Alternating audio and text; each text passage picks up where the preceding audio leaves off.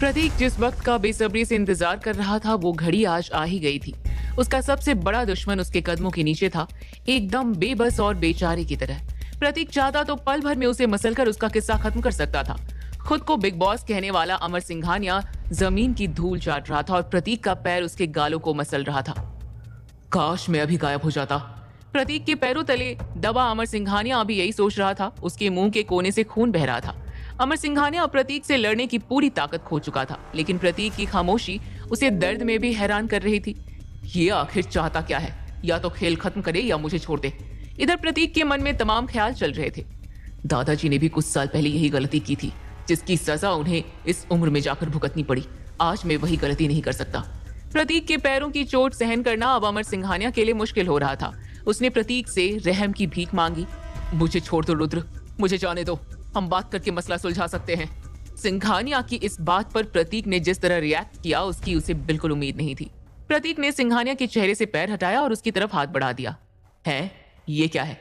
जिस आदमी ने हैरी जैसे बॉडीगार्ड को धूल चटा दी वो मुझे हाथ दे रहा है। कहीं ये चाल तो नहीं? बुरी तरह शॉक्ड सिंघानिया ने मन ही मन ये बात सोची। प्रतीक समझ गया कि सिंघानिया उस पर भरोसा नहीं कर पा रहा था। उसने कहा, उठिए सिंघानिया जी, मैंने आपको बख्श दिया है। ये सुनकर सिंघानिया की जान में जान आई। उसने प्रतीक का हाथ पकड़ा, लेकिन प्रतीक ने उसे पूरा खड़ा नहीं होने दिया, बल्कि अपने पैरों के पास ही बिठा दिया। एक तिरछी सी स्माइल देकर प्रतीक ने कहा, मुझे लगता है कि अब हम अच्छे से बात कर सकते हैं। सिंघानिया ये समझ चुका था कि इस वक्त वो सिर्फ प्रतीक के रहमो करम पर है। फिर भी वो एक सवाल करने की हिम्मत करने से नहीं चूका। रुद्र, मैं तुम्हारे सामने खुद को सरेंडर कर देता हूँ, फिर भी तुम मुझ पर कंट्रोल कैसे रख सकोगे?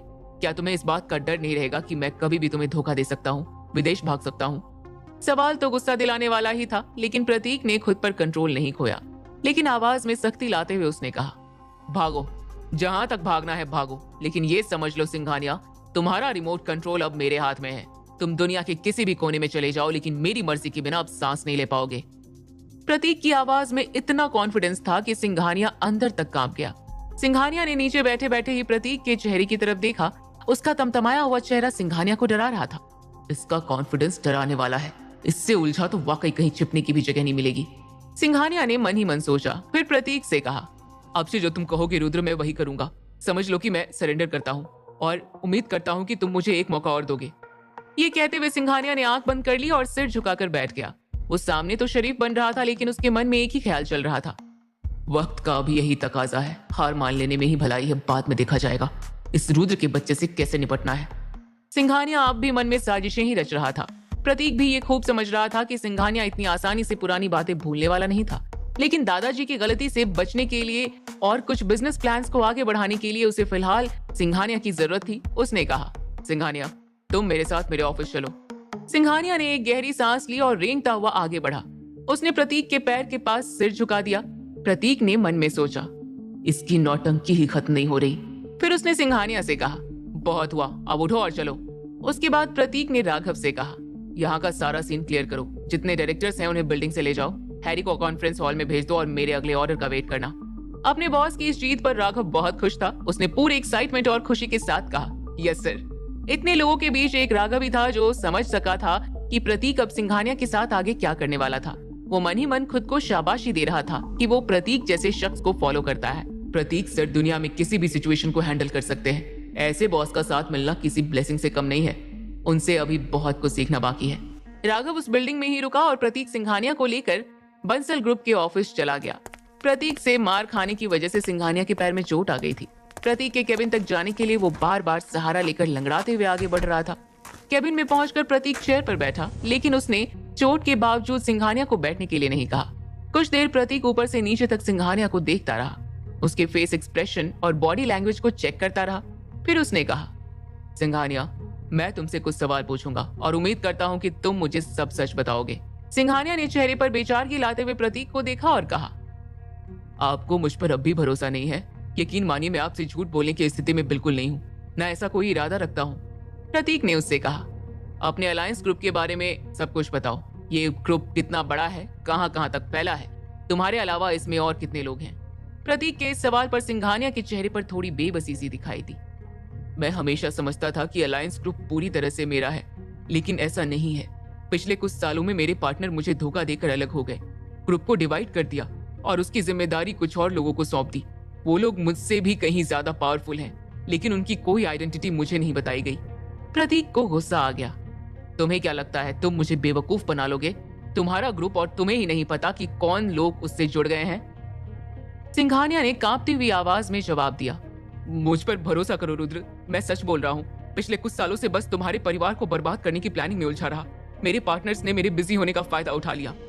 ये कहते हुए सिंघानिया ने सिर झुका लिया। प्रतीक उसकी आवाज से समझ गया था कि इस बार सिंघानिया झूठ नहीं बोल रहा था। उसने आगे पूछा, राइटर्स के बारे में क्या जानते हो? ये सवाल पूछते ही प्रतीक की आवाज एकदम रूखी और तल्ख थी, जिससे सिंघानिया इसकी गंभीरता भाप गया था। साथ ही वो बुरी तरह पजल्ड भी दिख रहा था। आप किस राइटर्स की बात कर रहे हैं? उसने प्रतीक से पूछा। प्रतीक ने एक ठंडी निगाह सिंघानिया पर डाली और पूछा, अलायंस ग्रुप का राइटर्स से क्या कनेक्शन है? तुम्हारा इस शहर में अपना बिजनेस लेकर आने का मकसद क्या है? प्रतीक का लहजा हर सवाल के साथ पहले से ज्यादा सख्त और सर्द होता जा रहा था, जो सिंघानिया को डरने पर मजबूर कर रहा था। अलायंस का राइटर्स से कुछ लेना देना नहीं है। इस ग्रुप को मैंने कोलकाता से शुरू किया था। इसे बाद में दिल्ली, मद्रास तक फैलाने की प्लानिंग थी। मैं इसे मुंबई में भी शुरू करना चाहता था। यहाँ से इस ग्रुप के ओवरसीज एक्सपेंशन की भी प्लानिंग थी। प्रतीक चुपचाप सिंघानिया की बात सुनता रहा। इस दौरान उसकी पैनी निगाहें सिंघानिया के चेहरे पर टिकी हुई थी। सिंघानिया के पास झूठ बोलने का कोई स्कोप नहीं था। प्रतीक खुद भी ओवरसीज एक्सपेंशन के बारे में सोच रहा था। उसे लगा कि अब सिंघानिया उसके काम के लिए फायदेमंद साबित हो सकता था। सिंघानिया अब तक अलायंस ग्रुप के बारे में प्रतीक को काफी डिटेल बता चुका था। फिर उसने धीरे से पूछा, रुद्र, क्या तुम उसी राइटर के बारे में पूछ रहे हो जो कुछ महीनों पहले हेडलाइंस में था? प्रतीक ने फिर सपाट लहजे में कहा, उसी ने मेरा घर जलाया था। मीनाक्षी और ठकराल फैमिली राइटर्स का हिस्सा है। ये बताते हुए प्रतीक की आंखों में खून उतर आया था। सिंघानिया प्रतीक के तेवर देखकर डर गया था। उसने कहा, तुम फिक्र मत करो रुद्र, मेरे बाहर भी बहुत सारे कनेक्शन हैं। मैं सबको एक्टिव कर दूंगा। वो राइटर्स को पाताल से भी ढूंढ निकालेंगे। सिंघानिया अपनी बातों से प्रतीक को इम्प्रेस करने की कोशिश में था। उसे ये नहीं पता था कि प्रतीक जो फैसला आगे सुनाने वाला था वो सिंघानिया की अपने ही ग्रुप में ताकत आधी कर देगा।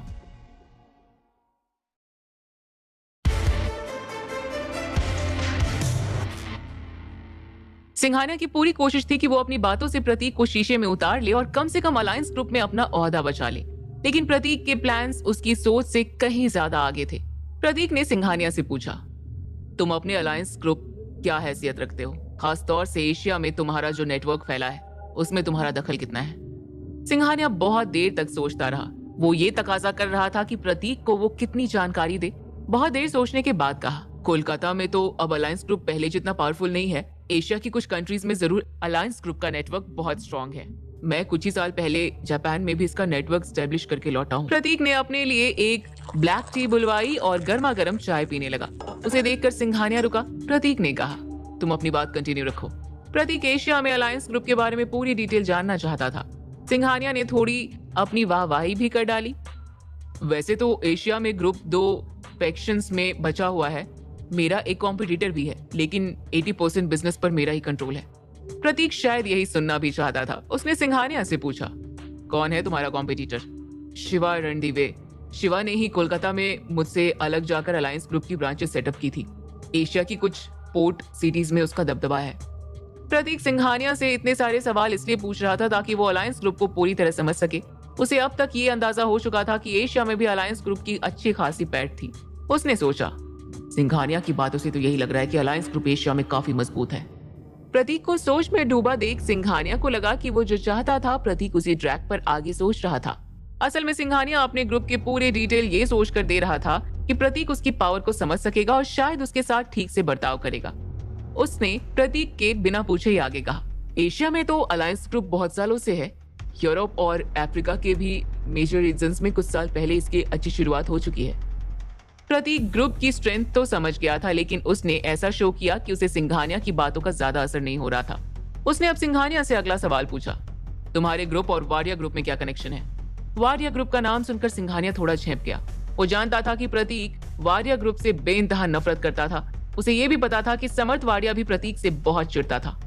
रुद्र, वाडिया ग्रुप के साथ मेरी जान पहचान बहुत पुरानी है, लेकिन इस ग्रुप का बैकग्राउंड बहुत स्ट्रेंज है, जो मुझे भी ठीक ठाक पता नहीं है, सिवाय इसके कि इस ग्रुप का फाउंडेशन लैटिन अमेरिका में है। समर्थ वाडिया ने पार्थी को भी बहुत परेशान कर रखा था। सिंघानिया ये बात भी अच्छे से जानता था। उसे लगा कि प्रतीक को समर्थ वाडिया की ज्यादा डिटेल देकर भी सिंघानिया उसका भरोसा जीतने की कोशिश कर रहा है। समर्थ वाडिया को भी मैं अच्छे से जानता हूँ। वाडिया परिवार का वो इकलौता वारिस है, लेकिन मैंने सुना है कि वो आपके बहुत खिलाफ है। इतना बोलने के बाद सिंघानिया थोड़ा रुका। उसने प्रतीक के एक्सप्रेशन रीड करने की कोशिश की, हालांकि वो कुछ समझ नहीं सका। आपके लिए उसे अकेले हैंडल करना मुश्किल हो सकता है।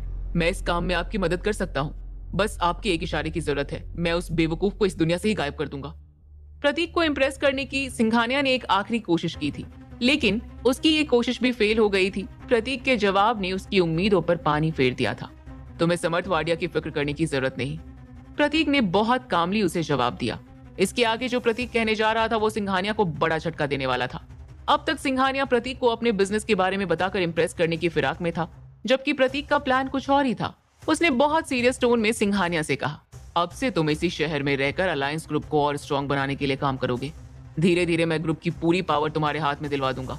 तुम जो भी कॉम्पिटिटर की बात कर रहे हो उनकी प्रॉब्लम भी सेटल कर लेंगे। बस मेरे साथ चालाकी करने की कोशिश मत करना, बाकी तो तुम खुद समझदार हो। सिंघानिया के जवाब का इंतजार किए बिना प्रतीक ने राघव को एक मैसेज सेंड किया। सिंघानिया प्रतीक की बात से काफी एक्साइटेड था। उसने खुश होते हुए कहा, बिल्कुल प्रतीक, बिल्कुल, जैसा तुम चाहोगे वैसा ही होगा। सिंघानिया फिर मन ही मन खुद की पीठ थपथपा रहा था। मेरे फेंके पासे सही चाल चल गए। रुद्र मुझसे पूरी तरह इंप्रेस है। अब वो अलायंस ग्रुप में और भी ज्यादा पावरफुल होगा और शिव की भी छुट्टी कर देगा। सिंघानिया इन्हीं ख्यालों में डूबा हुआ था कि अचानक जोर से आवाज आई।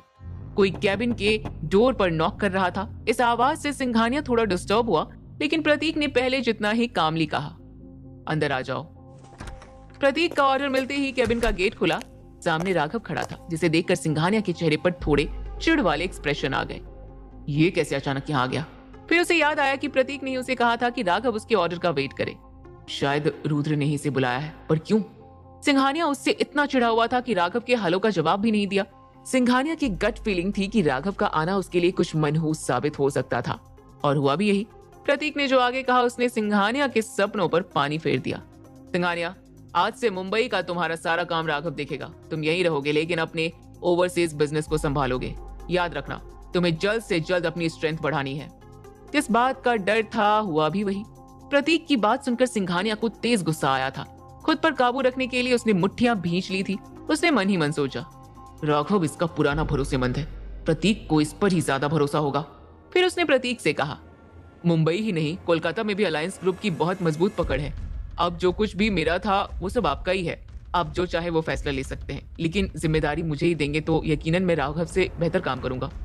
सिंघानिया ने प्रतीक को कन्विंस करने की पूरी कोशिश की थी। उसने अलायंस ग्रुप को हमेशा लीड किया है। राघव उस ग्रुप को संभालने में उससे बेहतर कैसे हो सकता है? लेकिन प्रतीक के तेवर देखकर उसके सारे अरमान ठंडे पड़ गए। तुम संभाल लोगे? क्या तुम्हें पता भी है कि इतनी ताकत का इस्तेमाल ठीक से कैसे करना चाहिए? ग्रुप के अंदर ही कौन कौन कब्जा कर चुका है, ये तक तो तुम्हें पता नहीं है। प्रतीक का लहजा इतना ठंडा और तल्ख था जैसे आवाज से ही सिंघानिया को चीर डालेगा। प्रतीक का गुस्सा अभी ठंडा नहीं हुआ था। उसने कहा, तुम ओवरसीज क्या करते हो मुझे उससे कोई मतलब नहीं है, लेकिन यहाँ रहते हुए तुम्हें अपनी सारी पावर राघव को ट्रांसफर करनी ही पड़ेगी। यहाँ जो भी होगा मेरी मर्जी से होगा। सिंघानिया समझ गया था कि आगे अगर प्रतीक से बहस की तो वो मुश्किल में पड़ जाएगा। उसने कहा, जैसा तुम ठीक समझो, मैं उसी तरह काम करने के लिए तैयार हूँ। उसने सारी हिम्मत बटोरते हुए प्रतीक से एक सवाल किया, क्या अब मैं जा सकता हूँ? जब आप बुलाएंगे मैं वापस आ जाऊंगा। प्रतीक ने फिर सपाट लहजे में कहा, नहीं, पूरा पेपर वर्क अभी होगा। प्रतीक ने राघव की तरफ सवाल या नजरों से देखा। उसने तुरंत एक फाइल प्रतीक की तरफ बढ़ा दी। सर, ये वही डॉक्यूमेंट्स रेडी हैं जो आपने बोले थे। प्रतीक ने फाइल के पेज पलटते हुए कहा, गुड। प्रतीक ने एक एक पेपर को बारीकी से चेक किया, फिर वो फाइल सिंघानिया की तरफ बढ़ा दी। लो सिंघानिया, इन पेपर्स पर साइन कर दो। सिंघानिया चाहता तो था कि पूछ ले ये किस चीज के पेपर्स हैं, लेकिन इस बार उसकी हिम्मत नहीं हो सकी। उसने पेपर्स हाथ में लिए, उन्हें थोड़ा पढ़ने की कोशिश की। वो इतना तो समझ गया कि पेपर्स पावर ट्रांसफर से जुड़े हैं। इसके बाद भी उसने ना नुकुर किए बिना सारे पेपर्स को साइन कर दिया। उससे फाइल लेने के बाद प्रतीक ने राघव से कहा, राघव तुम भी इन पेपर्स पर साइन कर दो। राघव ने भी प्रतीक की बात मानी और सारे पेपर्स पर साइन कर दिया। प्रतीक ने सिंघानिया से कहा, अब तुम जा सकते हो, अपने ओवरसीज बिजनेस को संभालो, पर याद रखना मेरी एक नजर हमेशा तुम पर ही रहेगी। और हाँ, हैरी को छोड़ जाना। सिंघानिया मन मसोस कर केबिन से बाहर निकल गया। उसे देखकर प्रतीक के चेहरे पर एक शैतानी मुस्कान आ गई। आखिरकार ऊंट पहाड़ के नीचे आ ही गया था।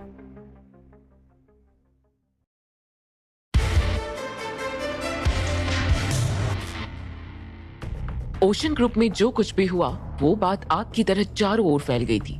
समर्थ तक भी ये बात पहुंची तो उसके पैरों तले जमीन खिसक गई और वो गुस्से में हर जगह तोड़ फोड़ मचाने लगा। नहीं नहीं, इतना परफेक्ट प्लान इतनी आसानी से खराब कैसे हो गया?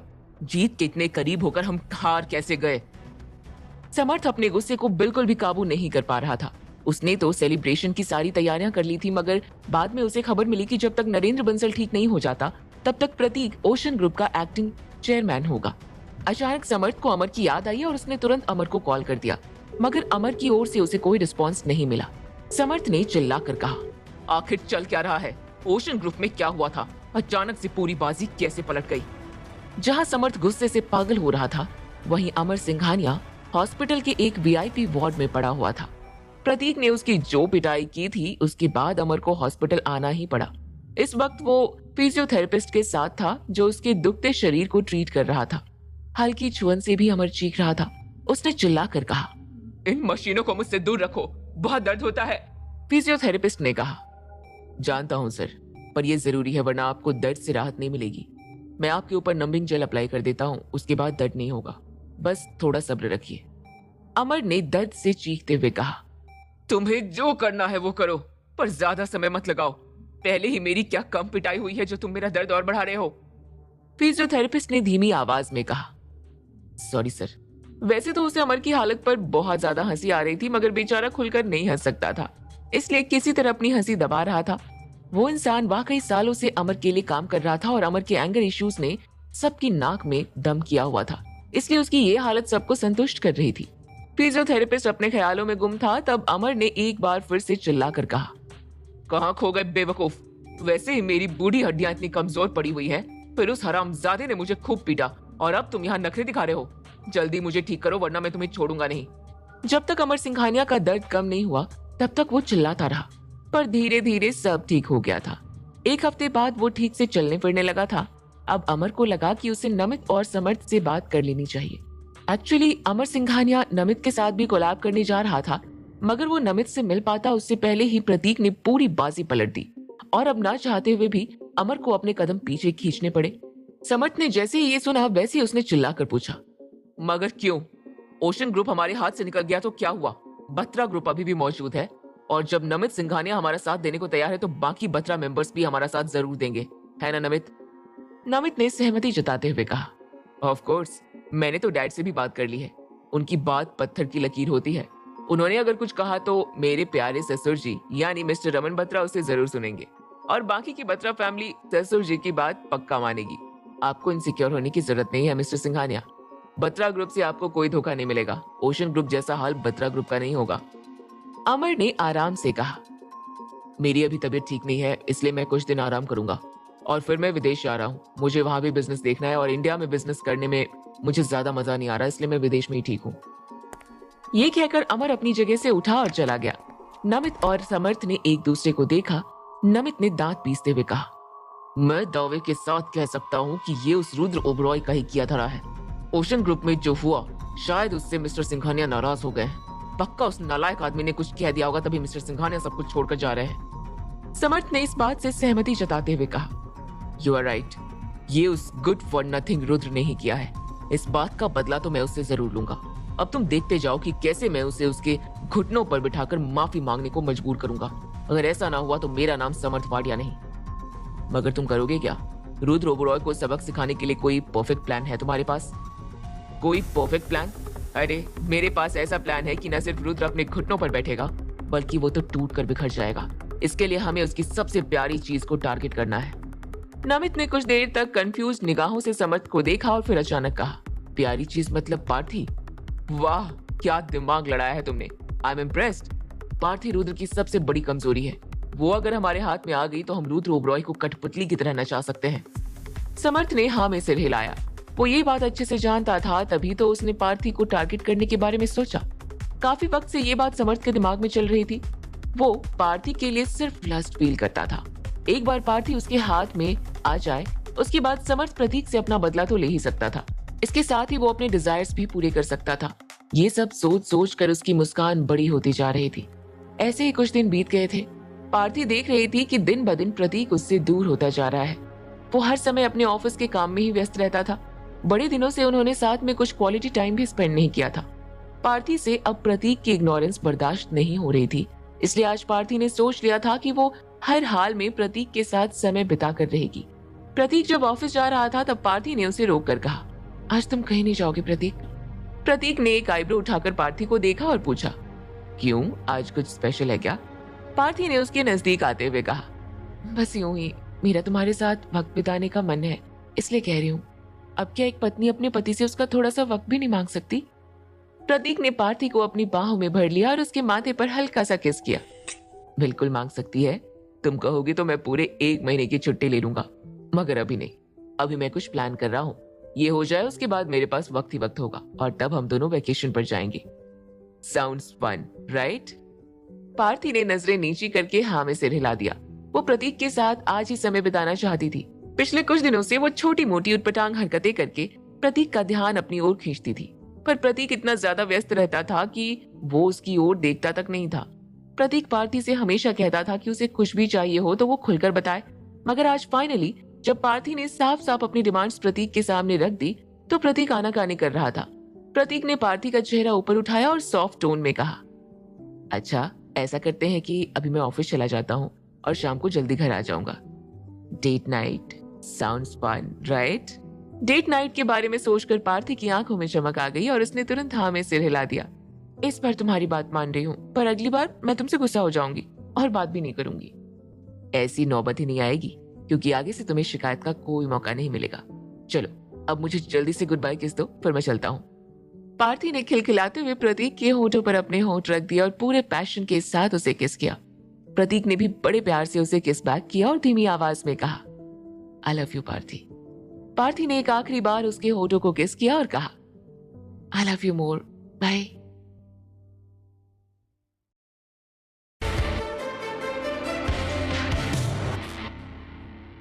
रात के 9:30 बज रहे थे और प्रतीक किसी चीज को लेकर बहुत ज्यादा स्ट्रेस्ड था। वो किसी जरूरी काम से आज ऑफिस में ही रुक गया था। ना चाहते हुए भी प्रतीक को डेट नाइट कैंसिल करनी पड़ी, मगर काम करने के बजाय वो अपनी किसी सोच में खोया हुआ था। उसे एक अजीब सी फीलिंग आ रही थी, मानो कुछ गलत होने वाला था। प्रतीक ने ना में सिर हिलाते हुए कहा, कुछ भी नहीं होगा, पता नहीं मैं भी क्या सोचने लग गया। अरे किसी में इतनी हिम्मत ही कहाँ है कि वो मेरे खिलाफ जा सके, और अगर कोई दुश्मनी मोल लेगा भी तो उसका वही हाल होगा जो आज तक बाकी दुश्मनों का होता आया है। पर चाहे जो भी था, प्रतीक का भी काम करने में बिल्कुल मन नहीं लग रहा था, तो उसने सोचा कि उसे कुछ देर पार्थी से बात कर लेनी चाहिए। पार्थी को कॉल करने के लिए जैसे ही प्रतीक ने अपना फोन ऑन किया, उसी वक्त उसकी स्क्रीन पर एक मैसेज पॉप हुआ। कैसे हो रुद्र ओबरॉय, सुना है आज घर नहीं गए? इतना भी क्या काम है जो अपनी सुंदर सी बीवी को घर पर छोड़कर तुम ऑफिस में बैठे हुए हो? प्रतीक ने अपनी आंखें छोटी करके उस मैसेज को घूरा। कौन था ये इंसान जो रुद्र ओबरॉय के साथ इस तरह की बातें कर रहा था? अचानक प्रतीक के चेहरे पर एक शैतानी मुस्कान आ गई और उसने मुस्कुराते हुए कहा, ये पार्थी भी ना मेरी अटेंशन पाने के लिए कुछ भी करती रहती है। अब काम तो होने से रहा, इसलिए घर जाकर पार्थी की खबर लूंगा। प्रतीक को लगा कि शायद पार्थी ही किसी दूसरे नंबर से उसके साथ मजाक कर रही है। आजकल वो बहुत बचकानी हरकतें करने लगी थी, और वो बस इसलिए क्योंकि उसे प्रतीक की अटेंशन चाहिए थी। पार्थी की हरकतों के बारे में सोचकर प्रतीक मुस्कुराया और फाइल्स बंद करने लगा। तभी उसे एक और मैसेज रिसीव हुआ जिसमें लिखा था, कहाँ चले गए रुद्र ओबरॉय, जवाब तो दो। ओह माय बैड, तुम पक्का ये सोच रहे होंगे ना कि मैं कौन हूँ और मुझे कैसे पता लगा कि तुम्हारी खूबसूरत बीवी घर पर अकेली है ना? ये मैसेज देखकर प्रतीक को कुछ अजीब सा फील हुआ। एक गट फीलिंग आई कि ये पार्थी तो नहीं है। प्रतीक ने रिप्लाई किया, कौन हो तुम और क्या चाहिए तुम्हें? दूसरी ओर से तुरंत जवाब आया, मुझे तो तुम अच्छी तरह से जानते हो रुद्र, मगर मैं तुम्हें बताऊंगा नहीं कि मैं कौन हूँ। और रही बात मुझे क्या चाहिए, तो बात ऐसी है कि मुझे जो चाहिए था वो मैं ले चुका हूँ। प्रतीक ने जवाब दिया, जब सब मिल गया है तो मुझे तंग करना बंद करो और जाकर एंजॉय करो, मेरे पास और भी बहुत काम है। ये रिप्लाई करने के बाद प्रतीक अपना फोन लॉक करके अपनी सारी जरूरी फाइल्स को रैक में रखने लगा। इसी दौरान उसके फोन में बार बार कई सारे मैसेजेस पॉप हो रहे थे। प्रतीक ने चिढ़कर फोन उठाया और मैसेजेस को पढ़ा, जिन्हें देखकर प्रतीक की आंखें हैरानी से फैल गई। अरे रुद्र, तुम्हें ना जल्दी नाराज हो जाने की आदत है। सही कहती है पार्थी, जब से तुम अमीर हुए हो ना, तब से तुम में कुछ ज्यादा ही गुस्सा और एटीट्यूड आ गया है। पार्थी का जिक्र आते ही प्रतीक की आंखें बड़ी बड़ी हो चुकी थी, इसलिए उसने आगे के मैसेजेस पढ़े। खैर, तुम्हारे एटीट्यूड का तुम ही अचार डालो, क्योंकि मुझे जो चाहिए थी वो मुझे मिल चुकी है। अब तुम सोच रहे होंगे कि मैं किसकी बात कर रहा हूँ, है ना? नहीं नहीं, दिमाग पर ज्यादा जोर डालने की जरूरत नहीं है। मैं ही सब बता देता हूँ। मैं बात कर रहा हूँ तुम्हारी प्यारी और सुंदर पत्नी पार्थी की। मानना पड़ेगा, खजाना हाथ लगा था तुम्हारे, मगर अब मैंने वो खजाना चुरा लिया है। पार्थी मेरे साथ है। प्रतीक ये मैसेज देखकर कुछ ज्यादा ही शॉक था। नहीं, ऐसा नहीं हो सकता था, ये मैसेज फेक था। ये सोचकर प्रतीक जल्दी से अपने ऑफिस से बाहर भागा। वो पार्थी को कॉल कर रहा था मगर कॉल कनेक्ट नहीं हो पा रहा था। प्रतीक जल्दी से अपनी कार में बैठ गया और अपने ड्राइवर से तेजी से कार ड्राइव करने को कहा। उसने आगे के मैसेज ना ही पढ़ने ठीक समझे क्योंकि ये उसे एंजाइटी दे रहे थे। प्रतीक ने मन ही मन कहा, उम्मीद है कि ये पार्थी का कोई प्रैंक ही हो। कुछ ही देर बाद प्रतीक अपने बंगले के बाहर था। उसने हड़बड़ी में कार का दरवाजा खोला और घर के अंदर चला गया। दिलावर ने दरवाजा खोला और प्रतीक को ग्रीट किया मगर प्रतीक उसे इग्नोर करते हुए चिल्लाया, पार्थी, पार्थी, कहाँ हो तुम? जल्दी यहाँ आओ Parthi. Enough of your pranks, get back here. Parthi, क्या तुम मेरी आवाज सुन रही हो?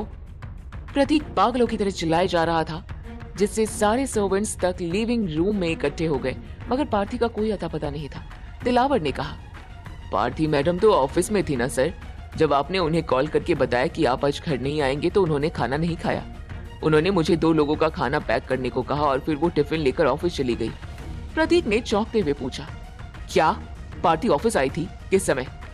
दिलावर ने हाँ में सिर हिलाते हुए कहा, जी सर, मैडम ने कहा कि आप दोनों साथ में ही डिनर करेंगे, इसलिए वो 9 बजे ही खाना पैक करवा कर जा चुकी थी।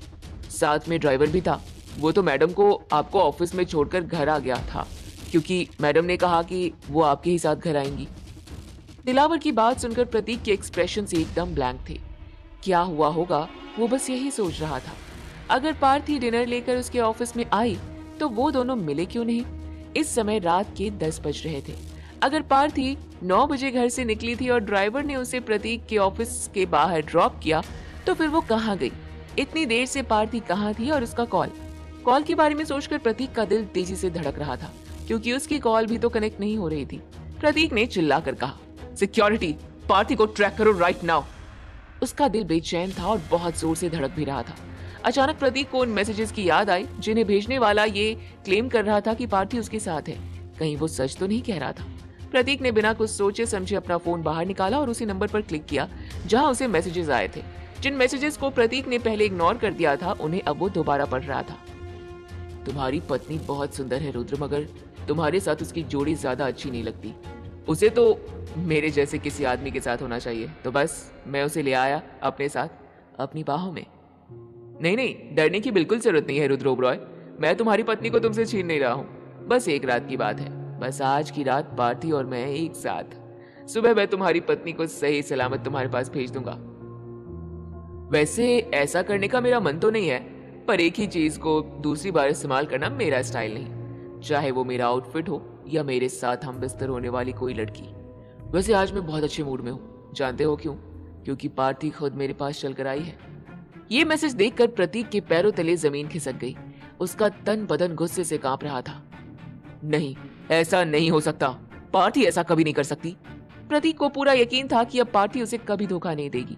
प्रतीक को लगने लगा था कि पार्थी जरूर किसी मुसीबत में है, इसलिए उसने अपनी सिक्योरिटी टीम से कह दिया था कि वो लोग हर हाल में पार्थी को ट्रैक करें। इसी दौरान प्रतीक ने उसी नंबर पर मैसेज किया और कहा, अगर मेरी पार्थी को कुछ हुआ ना तो मैं तुझे इतनी बुरी मौत मारूंगा कि तेरी अगली 7 पीढ़ियां भी ये किस्सा हमेशा हमेशा के लिए याद रखेंगी। उसे छूने की कोशिश भी मत करना, वरना तेरा बहुत बुरा हश्र होगा। मैसेज डिलीवर होने के तुरंत बाद प्रतीक को रिप्लाई मिला, जो होना था वो तो हो चुका है। आज की रात मैंने सचमुच बहुत ज्यादा एंजॉय किया है। तुम्हें यकीन नहीं हो रहा होगा ना? अरे घर जाओगे तो सब पता चल जाएगा। उप्स, मैं तो भूल ही गया था कि तुम बहुत जरूरी काम के सिलसिले में ऑफिस में बैठे हुए हो। तुम्हारे पास तो खाना खाने तक का समय नहीं है, इसलिए तुम्हारी बीवी बुरा मान गई और मेरी बाहों में चली आई। सॉरी, हाँ, मैंने तुम्हारे हिस्से का खाना खा लिया। ये मैसेज देखकर प्रतीक ने कहा, नहीं, वो झूठ नहीं कह रहा है। पार्थी सचमुच उसके साथ है। मेरे नाम के बहाने से वो किसी और के पास चली गई। क्यों? तुमने ऐसा क्यों किया पार्थी? क्या मुझ में कोई कमी थी? क्या मैंने तुम्हें किसी चीज की कमी होने दी? तुम्हारे लिए मैंने इतना सब किया और तुमने मुझे बदले में क्या दिया? सिर्फ धोखा। मगर प्रतीक को यह भी लग रहा था कि बात जितनी साफ दिख रही है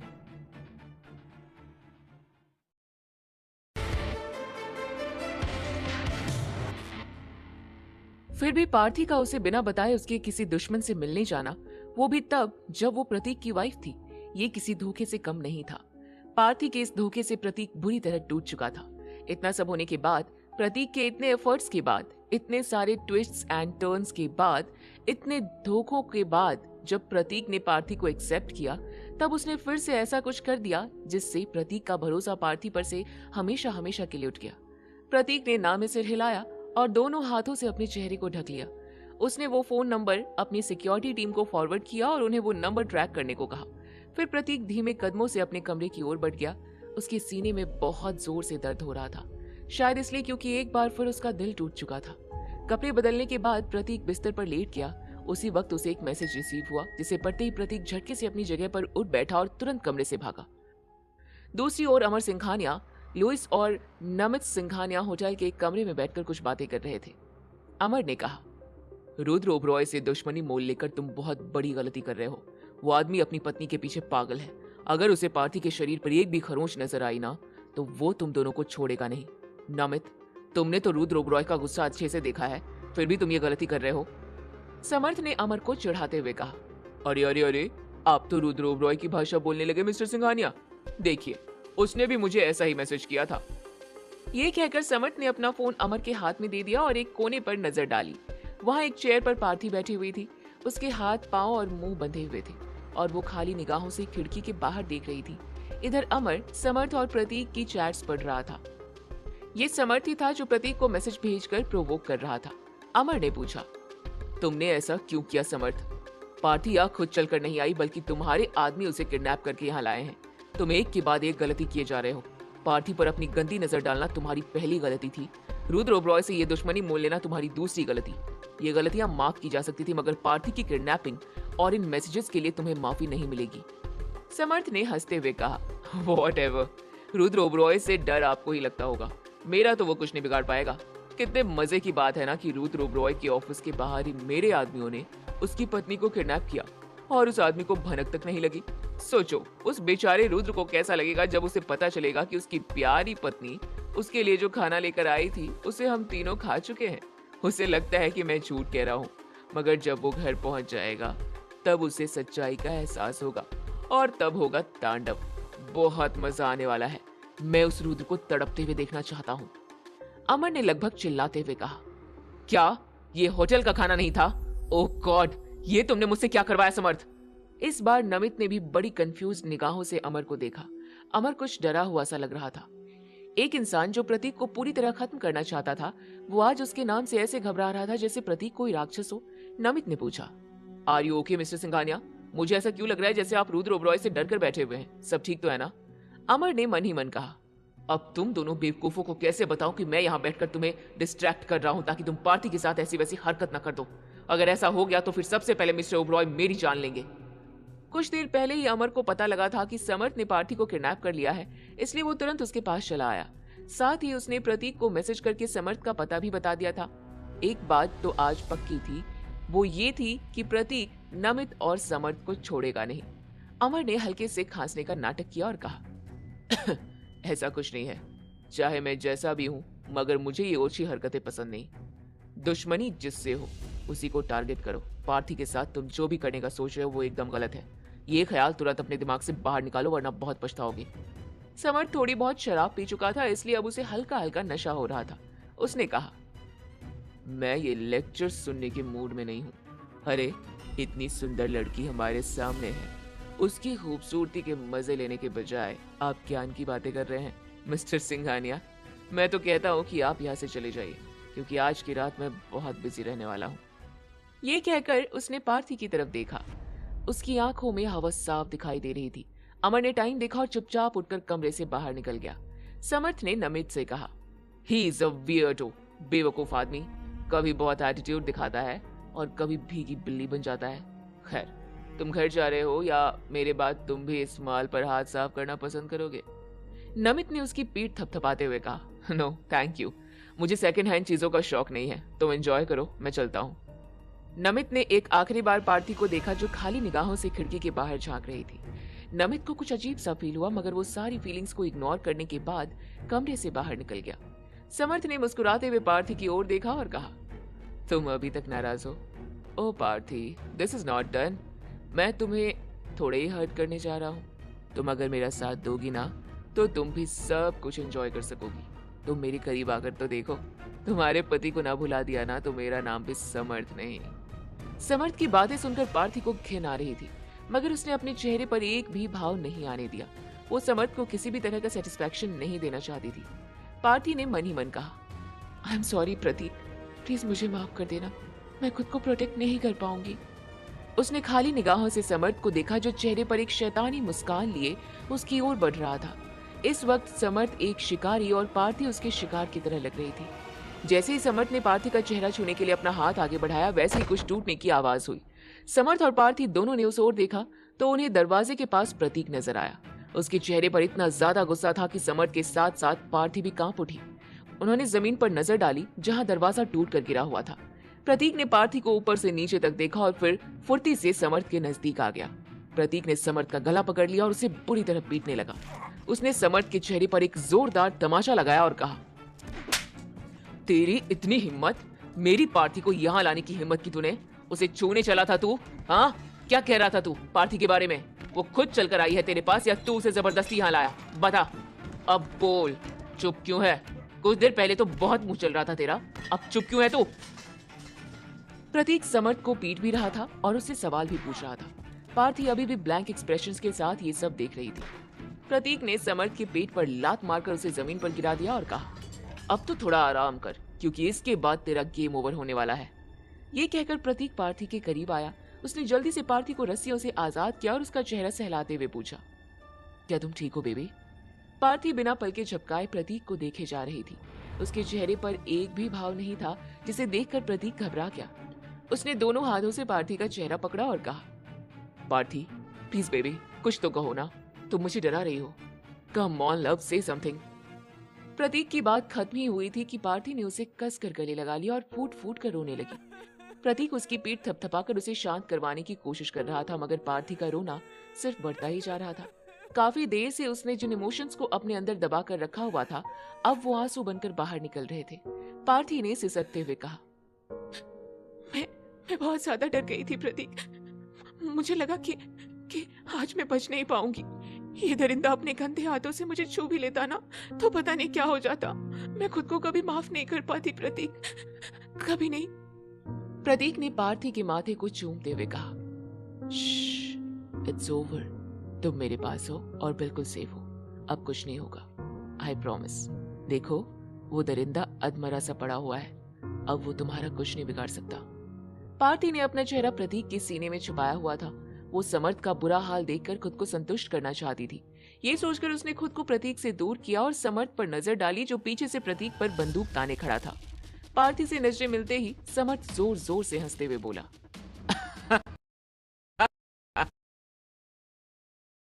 आज तुम दोनों जिंदा नहीं बचोगे। इस दुनिया को गुड बाय बोलने के लिए तैयार हो जाओ। बाय। ये कहकर समर्थ ने ट्रिगर खींच दिया और इसी के साथ पार्थी चीखी, प्रतीक! पर पार्थी ने देखा, अगले ही पल समर्थ जमीन पर पड़ा हुआ था। उसके पीछे राघव अपने आदमियों के साथ खड़ा था। कुछ ही देर में पार्थी और प्रतीक अपनी गाड़ी में थे और उनकी कार हवा से बातें कर रही थी। हम कहाँ जा रहे प्रतीक? पार्थी ने हैरानी से पूछा। प्रतीक ने पार्थी को प्यार से देखा और शरारत से मुस्कुराया, इट्स अ वेकेशन टाइम।